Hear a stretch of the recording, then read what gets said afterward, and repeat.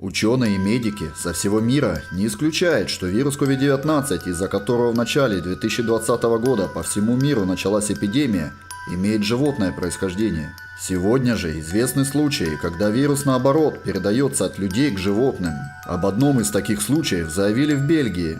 Местная ветеринарная служба подтвердила наличие коронавируса у домашнего кота.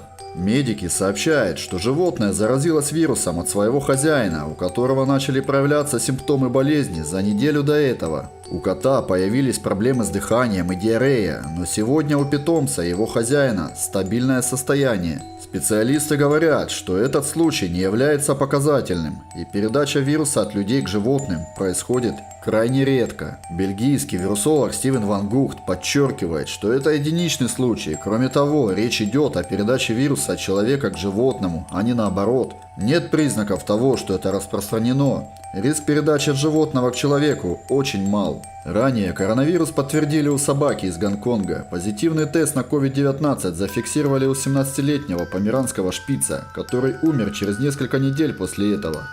А на этом у меня все. Будьте здоровы и берегите своих питомцев.